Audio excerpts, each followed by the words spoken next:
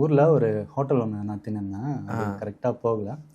Plus அதுக்கப்புறமா நான் ஐடியில் வேலை செஞ்சுட்டு இருந்து தான் அந்த வேலையை விட்டுட்டு போயிட்டு ட்ரை பண்ணேன். திரும்ப ஐடியிலே வேலை தேடின்னு இருந்தேன் இங்கேயே. அப்போ பார்த்தீங்கன்னா கெரியர் கேப் வந்துச்சு. ஒரு 2 வருஷம் அந்த கடை இது பண்ணதுனால அப்போது நிறையா இன்டர்வியூஸ் வந்து கால் பண்ணுறதுல வந்து கேப் இருக்கிறதுனால யாரும் பெருசாக அதை இது பண்ணல, வேலைக்கு எடுக்கல. அதனால் வெளியில் எங்கேனா ட்ரை பண்ணலாம் அப்படின்னு சொல்லி நான் லிங்க்டின் மூலியமாகவே நிறைய கம்பெனிக்கு ஆன்சைட்டில் இருக்கிற வேறு சில கண்ட்ரியில் இருக்கிற ஆஸ்திரேலியா இன்னும் சில கண்ட்ரீஸில் வேலை தேடின்னு இருந்தேன்.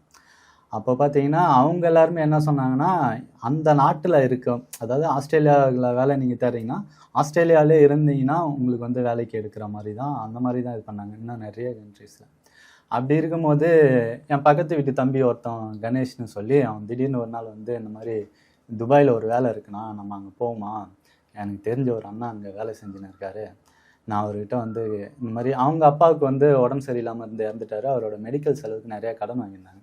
அந்த கடனை சொல்லி அவன் வந்து அழுதுருக்கான், இந்த மாதிரி எனக்கு கடன் பிரச்சனை அதிகமாக இருக்குன்னா ஏதாவது எனக்கு ஒரு வேலை அரேஞ்ச் பண்ணி கொடு, நீ போயிருக்கிறல்ல துபாய்க்கு, எனக்கும் அந்த மாதிரி ஏதாவது உன் கூட இருந்தாலும் சரி இல்லை வேறு ஏதாவது நாட்டில் வேலைக்கு இருந்தாலும் நீ வந்து அரேஞ்ச் பண்ணி கொடு, நான் வரேன் அப்படின்னு சொல்லி சொன்னோடனே அந்த தனசேகர் வந்து அவனோட ஃப்ரெண்டு தனசேகர் துபாயில் இருக்கிறவர் என்ன பண்ணார், சரி நான் வெயிட் பண்ணி நான் என் கம்பெனியில் கேட்டு சொல்கிறேன்னு சொல்லி அவர் வந்து அடுத்த நாள் காலையில் போய்ட்டு அவன் கம்பெனியில் கேட்டுட்டு சொல்லியிருப்பார் போல், தம்பி உனக்கு வந்து என் கம்பெனியில் வேலை தரங்கிறாங்க, மாதம் ஒரு 1,30,000 சம்பளம், உன் கூட வேறு யாராவது இருந்தாலும் நீ சொல்லு அப்படின்னு சொல்லி சொன்னோடனே அவன் வந்து எனக்கு பக்கத்து வீடு பின்னாடி வீடு, அதனால் அடுத்த நாள் காலையில் எழுந்திரிச்சு வந்து என்கிட்ட வந்து சொன்னான், இந்த மாதிரி நான் எனக்கு வந்து தெரிஞ்ச ஒரு அண்ணா வந்து துபாயில் வேலைக்குன்னு போயிருக்காப்புல, அவர்கிட்ட வந்து வேலை கேட்டேன், அப்படி கேட்கும்போது அவர் வந்து எனக்கும் வேலை இருக்குது, இன்னும் 2-3 பேர் இருந்தாலும் சொல்லு அப்படின்னு சொல்லி சொன்னார், அதான் நான் உன்னை கூப்பிடலாம் அப்படின்ட்டு இது பண்ணுறேன்னா, நம்ம போவோமா அப்படின்னு சொல்லி